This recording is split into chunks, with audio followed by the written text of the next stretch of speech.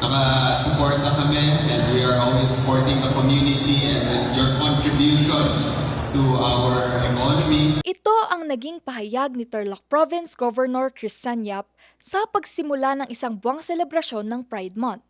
Bilang panimula, isang makulay na parada ang sinagawa sa Tarlac City.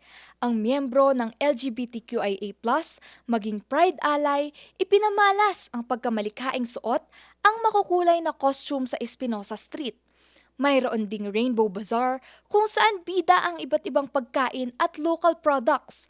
Ang lahat ng ito, bahagi ng nagpapatuloy na suporta ng pamahalaang panlalawigan sa pagsulong ng safe spaces anuman ang kasarian o identity expression. This month, we are celebrating Pride Month. So, binabati ko ang ating mga LGBT community ng isang Happy Pride Month.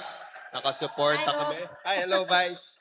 Yun, nakasuporta kami and we are always supporting the community and your contributions to our economy. Bukod sa parada, inaabangan na rin ng mga Tarlakenyo ang musical presentation na mga kulay sa sampayan.